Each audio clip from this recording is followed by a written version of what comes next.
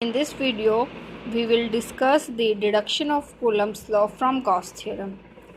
यहाँ पे आओ, ये देखो एक पॉइंट है A, इसके ऊपर चार्ज है Q1.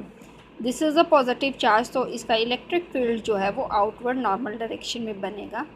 और मैंने एक B पॉइंट लिया है जिसके ऊपर है चार्ज Q2 और जो डिस्टेंस है A और B का वो R है. ठीक है. अब मैं अगर इलेक्ट्रिक फील्ड की बात करूँ Q2 पे due to the charge Q1, ठीक है, तो मेरे पास इस इलेक्ट्रिक फील्ड को डिफ़ाइन करने के बाद अगर मैं इस पॉइंट पे B पे फोर्स कैलकुलेट करूँगी तो मेरे पास बनेगी Q2 इंटू E, और E जो है इलेक्ट्रिक फील्ड है इस चार्ज Q1 का. ठीक है. अब जो है गॉस थ्योरम हमें ये कहती है कि the line integral over the close path of E is over the close surface. इसको रीड कैसे किया जाता है? Electric field, line integral of electric field over the close surface. ये सर्कल इस सरफेस को इंडिकेट कर रहा है that the line integral over the close surface of the electric field is equal to Q1 by epsilon naught. ठीक है. अब E dot D S है, यहाँ आ जाओ. जब मैं E डॉट डी एस को ओपन करूँगी तो मेरे पास आएगा E D S cos theta. यहाँ पे देखो मैंने क्या लिखा है कि E is parallel to D S. D S क्या है? एरिया. इस B पॉइंट के अराउंड एक स्मॉल एरिया लेती हूँ डी एस. एरिया को मैंने एरिया वेक्टर कंसिडर किया है जिसकी डायरेक्शन है आउटवर्ड नॉर्मल. इलेक्ट्रिक फील्ड की डायरेक्शन क्या है? Outward normal. तो दोनों के बीच में एंगल क्या हुआ? 0 डिग्री. तो जब मैं E डॉट डी एस को ओपन करूँगी, E D S cos theta से थीटा की वैल्यू मैं रखूँगी 0 एंड कॉस 0 इज़ 1. सो मेरे पास जो E डॉट डी एस था वो सिंप्लीफाई होके आएगा E डी एस. क्लियर. अब E is the electric field है, Q1 का है, तो इट इज़ अ कांस्टेंट. ये इंटीग्रेशन से बाहर आ गया. मेरे पास बचा सिर्फ line integral over the close path of D S is equal to Q1 by epsilon naught. अब जो है अगर मैं ये small area D S consider करती हूँ तो ये स्फेरिकल रीजन बनेगा, तो ये स्फीयर होगा और स्फीयर का सरफेस एरिया होता है 4 pi r square. So I have got E into इसकी कैलकुलेट वैल्यू होगी 4 pi r square Q1 by epsilon naught. Simply अब इसको साइड चेंज करेंगे. इलेक्ट्रिक फील्ड आ गया हमारे पास 1/4 pi epsilon naught Q1 by r square. It is the rearrangement. If I have electric field I can calculate the force. F is equal to Q2 into E. So F is equal to Q2 into E and this is the Coulomb's law. Coulomb's की law क्या कहता है हमें? 2 point charges हैं, ये हो गए, they are separated by distance r. तो इनके बीच का जो फोर्स ऑफ इंटरेक्शन है it is directly proportional to the product of the charges and inversely proportional to the square of the distance between them. तो ये मैंने कूलम्स लॉ को डिराइव करा है यूजिंग गॉस थ्योरम. अब इसकी हमारे पास 3 एप्लीकेशंस हैं हमारे सिलेबस में. फर्स्ट हम इलेक्ट्रिक फील्ड फाइंड आउट करेंगे ड्यू टू लाइन चार्ज. दूसरा इलेक्ट्रिक फील्ड फाइंड आउट करेंगे due to infinite sheet of charge. तीसरा electric field due to infinite plane parallel sheets of. So सबसे पहले मेरे पास आता है एक लाइन चार्ज. क्या लेंगे? सपोज़ ये एक लाइन ड्रॉ की मैंने, इसके ऊपर पॉजिटिव चार्ज लगाया. पॉजिटिव चार्ज किस पर्पस के लिए है? Positive distributed along. तो जब चार्ज डिस्ट्रीब्यूटेड है and it is denoted by lambda. अब जो है अगर मैं इस पे सपोज़ करते हैं छोटा एलिमेंट ले लिया. अब ये लाइन है, इसके ऊपर चार्ज डिस्ट्रीब्यूटेड है, तो जो इसका इलेक्ट्रिक फील्ड जो बनेगा वो इसके सिलेंड्रिकल शेप में बनेगा. P पॉइंट ले लिया जिस पे मैं कैलकुलेट करूँगी, उसका स्मॉल एरिया ले लिया ds. ठीक है. Distance is r. अब क्या है, जब मैं फ्लक्स कैलकुलेट करूँगी तो electric field into area of curve surface. अब ये एक सिलेंडर है तो एरिया ऑफ सिलेंडर हमें पता होता है क्या होता है? 2 pi RL.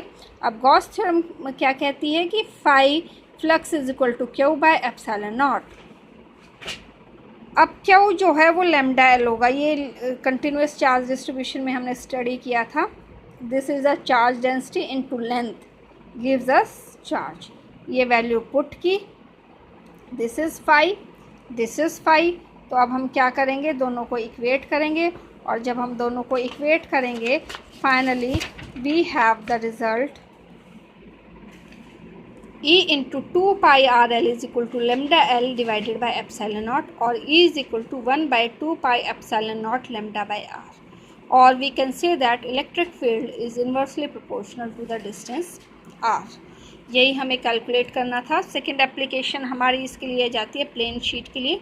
Consider a plane sheet, इसकी चार्ज डेंसिटी सपोज सिग्मा है।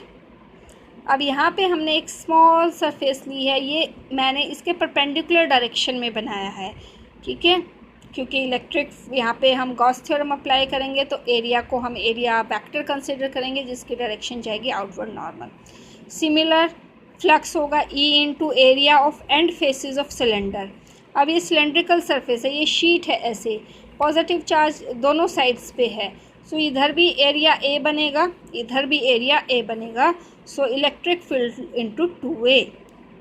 अब Gauss theorem says that flux is equal to Q by epsilon naught. Q charge, हमें तो चार्ज डेंसिटी गिवन है, तो चार्ज डेंसिटी को अगर मैं एरिया से मल्टीप्लाई कर दूंगी तो मेरे पास चार्ज आएगा bye epsilon not. This is equation 1, this is equation 2, दोनों को इक्वेट करेंगे और फाइनली इलेक्ट्रिक फील्ड हमारे पास आएगा sigma by 2 epsilon naught. A जो है वो कैंसल्ड आउट हो जाएगा, ठीक है। And the last and the most important, exam में जो है यहाँ से क्वेश्चन आता है कि calculate the electric field due to the 2 infinite plane parallel sheets of charge. ये 2 शीट्स बना दी, दोनों पॉजिटिवली चार्ज हैं, तो जब 2 शीट्स को मैं रखूँगी I have 3 reason, reason 1, reason 2, reason 3। Suppose this is A and this is B। तो अब मुझे 1, 2 और 3 रीज़न के अंदर जो है इलेक्ट्रिक फील्ड इंटेंसिटी कैलकुलेट करनी है using Gauss theorem. First reason की बात करते हैं। इलेक्ट्रिक फील्ड देखो इस तरफ आ गए, ये पॉजिटिव चार्ज है, इसकी इलेक्ट्रिक फील्ड इंटेंसिटी इस तरफ है, ये भी इस तरफ, किसी एक को हम पॉजिटिव कंसिडर करेंगे। दोनों आ गई हमारे पास। अब जब मैं फर्स्ट रीज़न में इसमें आ रही हूँ, मैं इसके अपोजिट आ रही हूँ, इसके भी अपोजिट आ रही है, तो इसकी वजह से जो इलेक्ट्रिक फील्ड है sigma A by 2 epsilon not, this is negative. ये भी, ये शीट 2 है, इसका इलेक्ट्रिक फील्ड जो है इस तरफ है, मुझे इस तरफ कैलकुलेट करना है, तो it is also negative. And simplified it, very simple.